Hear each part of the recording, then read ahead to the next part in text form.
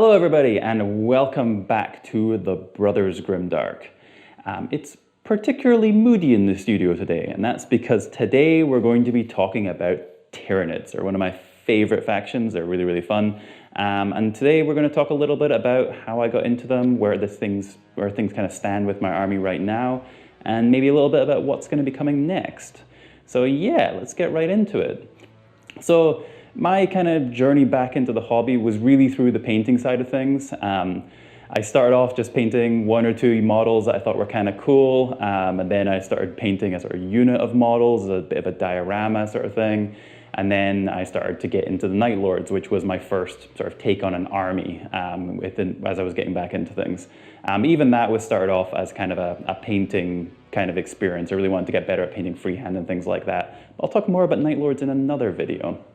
But yes, one thing I did notice pretty quickly as I started to paint the Night Lords was going through all that trim, doing all that freehand lightning, it does take quite a little bit of time. And at this point, I was starting to get a little bit more interested in playing again. So I wanted to start figuring out how to do an army that I could paint a little bit more quickly, but still be quite effective at a different sort of painting. So something that would look really good on the table, but would be a bit faster. So I started looking around at what options might work for that. I took a look at Sisters. I thought they were really nice. I took a look at Genestealer Cults, also a really nice range.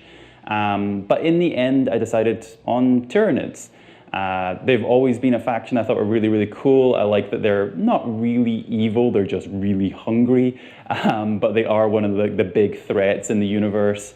And I also had some ideas about what I could do that might be a little bit different from a kind of painting perspective as well, that I thought might work really well for Tyranids. So around this time as well, it was quite fortuitous. Games Workshop, of course, announced their Christmas battle boxes for that year. This was a couple of years back now. And one of them was the Tyranids one, and it had a bunch of great models in it. It had the Hive Tyrant, you got to have a Hive Tyrant. Had the Hive Guard, who I quite like the look of them, particularly like the heads without the eyes.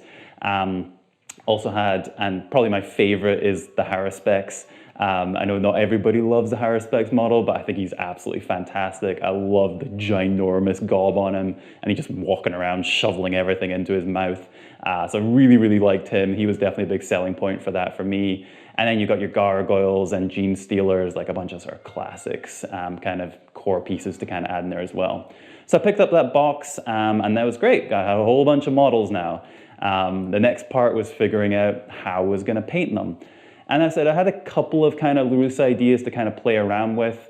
The piece that really kind of broke it open for me was I was looking around on Green Stuff World and came across their color shift paints. And I thought those might be really interesting to get that kind of like iridescent, sort of beetle-esque kind of colors. And also, obviously, one of the big inspirations for me for this army has been like the Alien franchise, where they've also got that kind of like sheen to them. So I picked up a bunch of those paints from Green Stuff World and then started to experiment with some color schemes. And it came together relatively quickly. I think the Genestealers were the first unit I started to paint with them. And yeah, I think they look pretty cool. Took a little bit of experimenting to kind of figure out how to get that sheen the way I wanted it to, mixing metallic paints with those iridescent ones and kind of playing around with that. But it came together relatively quickly. And yeah, it's kind of gone from there. So I painted up most of that box, got the Hive Tyrant done, who's a little bit of a conversion, but mostly bits and pieces from that box. Got the Haruspex, who was definitely one of my favorites in there. He was great to put together. And then have since expanded a little bit. So one of the pieces that's been a bit of a theme for my army, which kind of came from the painting scheme, is that very alien-esque, just monsters bursting out of the shadows, causing all sorts of carnage and then slinking away again before they can be caught. So I didn't really want to go down the full sort of horde kind of theme for my NIDs. I really wanted them to be scary monsters just appearing out of nowhere and yeah, making everybody's day horrible. So for the more sort of troops, I leaned more towards the warriors than things like the Hormigons and Termagants, just because they feel really scary to me. They're a lot more imposing. They feel like a real threat. So I've got, I think, 15 warriors right now, and they're all loaded out with close combat weapons. Again, I don't really particularly like the look of them sort of holding guns. I know that they're like bioweapons and they're sort of you know, part of them, but they still kind of look a little bit like an external weapon to me. And I really wanted to go into that route of them being very animalistic, very like, you know, the xenomorph kind of thing. So lots of claws and talons and teeth, more sort of that sort of vibe. So currently all of my warriors are loaded out with rending claws and scything talons, just because the look of it was kind of what I was going for. And those really form the core of my army at the moment. I converted up a Tyranid Prime as well, so he's kind of with them. Most of my kind of the units I've got a sort of equivalent leader for, so I've got my Gene Stealers and a Broodlord for them. I've got the Zoanthropes, who I'm really, really quite happy with. I thought they were really fun to put together. And I've got a Neurothrope leading that particular group. And the Neurothrope's probably one of my favorite conversions I've done so far for the army. I really wanted to lean into that cosmic horror sort of vibe. So he's literally morphing his way through a wall with tentacles and claws and all sorts of weird warp things kind of trailing behind him. So yeah, he looks pretty imposing, a bit weird and scary, which is exactly the kind of vibe I'm going with. So really pleased with how he turned out. Another one of my favorite conversions for the army so far was my Death Leaper.